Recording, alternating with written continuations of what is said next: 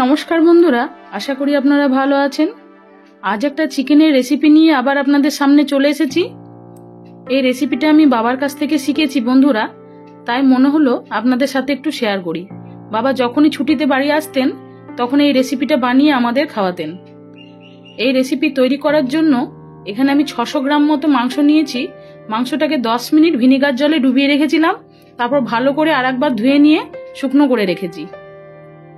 Gas ওভেনে একটা কড়াই বসিয়ে দিয়ে তাতে একটা বড় এলাচ, দুটো ছোট এলাচ আর কয়েকটা লবঙ্গ দিয়ে দিচ্ছি। এরপর হাফ চামচ মতো গোলমরিচ আর 2 চামচ মতো ধনে জিরে দিয়ে দিয়েছি। এটাকে একটু ড্রাই রোস্ট করে তুলে নেব। এরপরে ওই কড়াইতেই দিয়ে দিলাম সর্ষের তেল পরিমাণ মতো। এই রেসিপি অবশ্যই সর্ষের তেলেই বানাতে হবে বন্ধুরা। এরপর 3টে আলু আমি 2 টুকরো করে কেটে ভেজে নিচ্ছি। বাবা বলতেন নাকি এই রেসিপিতে আলু ব্যবহার হয় না, কিন্তু আমরা ভাই বোনেরা এতই আলু খেতে ভালোবাসতাম যে বাবা আমাদের কথা ভেবে এই রেসিপিতে আলু দিতেন। এরপর মাংসগুলোকে আমি ভেজে নিচ্ছি।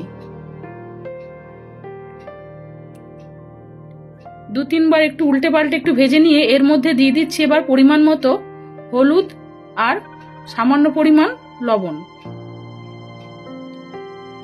গ্যাসের ফ্লেমটা মিডিয়াম টু হাইতে রেখে মাংসটাকে এবার ভালো করে ভেজে নিতে হবে। তখন তো জানতাম না বন্ধুরা যে বাবা বিহারি স্টাইল চিকেন বানিয়ে আমাদের খাওয়াচ্ছেন, এখন সেটা বুঝে গেছি। মাংসটাকে একটু ভালো করে ভেজে নিয়ে তুলে নিতে হবে। এরপর ওই তেলের মধ্যে দিয়ে দিচ্ছি একটা দারচিনি, 2টো তেজপাতা আর হাফ চামচ মতো গোটা জিরে। এরপর পেঁয়াজ দিয়ে দিলাম। পেঁয়াজটাকে লম্বা করে কেটে দিতে হবে বন্ধুরা। পেঁয়াজটাকে একটু ভালো করে 2-1 মিনিট একটু ভেজে নিতে হবে। গ্যাসের ফ্লেম আবার লোতে রাখতে হবে এই সময়। তারপর ভালো করে পেঁয়াজটা ভেজে নিয়ে যখন লালচে রং ধরবে সেই সময় দিয়ে দিতে হবে আদা আর রসুন। এখানে 2 চা চামচ আদা আর 2 চা চামচ রসুন আমি গ্রেট করে নিয়েছি। বাবা কিন্তু এই মশলাটা বন্ধুরা শিলে থেঁতো করে দিতেন, আমি আর শিল ব্যবহার করলাম না, গ্রেটারে করে গ্রেট করে দিয়ে দিলাম।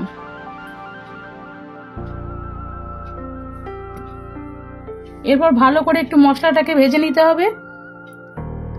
যে মশলাটা আমি ড্রাই রোস্ট করে রেখেছিলাম বন্ধুরা, সেটা আবার এর মধ্যে মিক্সার গ্রাইন্ডারে দিয়ে দিলাম আর 2টো শুকনো লঙ্কা দিলাম। এটাকে একটু গুঁড়ো করে নিতে হবে। এমন ভাবে গুঁড়ো করতে হবে যেন একদম মিহি না হয়ে যায়, একটু যেন দানা দানা থাকে।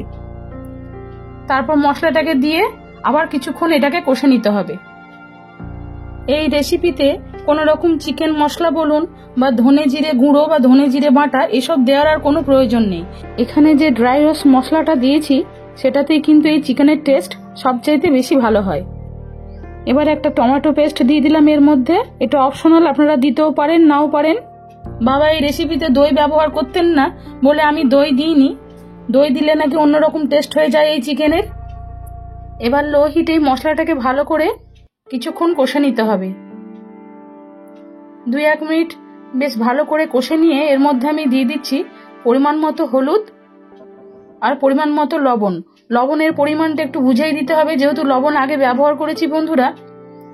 আর দিয়ে দিচ্ছি হাফ চামচ মতো কাশ্মীরি লঙ্কা গুঁড়ো।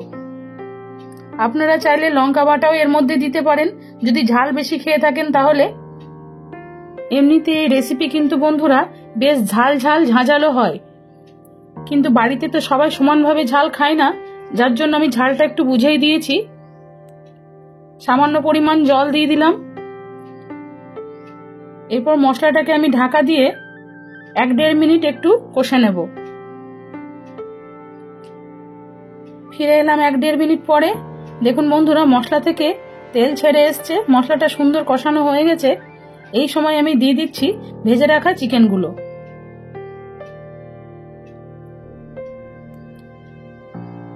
এরপর আলুগুলো একই সাথে দিয়ে দিলাম। তারপর আলু আর চিকেনটাকে একসাথেই ভালো করে মশলার সাথে কষে নিতে হবে। গ্যাসের ফ্লেমটা লো রেখে আরো 2-1 মিনিট একটু কষে নিতে হবে। এই রেসিপি যত বন্ধুরা মাংসটাতে কষানো হবে তত কিন্তু মাংসের টেস্ট বেশি ভালো হবে, তাই একটু সময় নিয়ে ভালো করে অল্প আঁচে এটাকে ধীরে ধীরে করতে হবে। সামান্য পরিমাণ একটু জল দিয়ে দিচ্ছি। এখানে অবশ্যই গরম জল ব্যবহার করবেন আপনারা। অল্প পরিমাণ জল দিয়ে আবারও আমি এটাকে ঢাকা দিয়ে কষে নেব। 2-3 মিনিট পর ফিরে এলাম।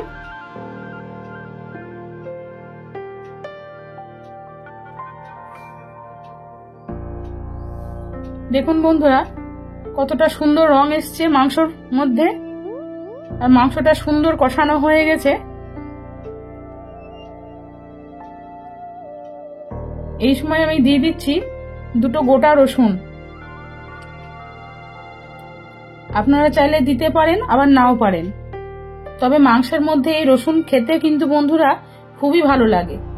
আমি তো ভীষণই পছন্দ করি। আমার মতো অনেকেই আপনারা পছন্দ করেন হয়তো, যদি পছন্দ করে থাকেন তাহলে এই রসুন দিয়ে দিবেন এর মধ্যে।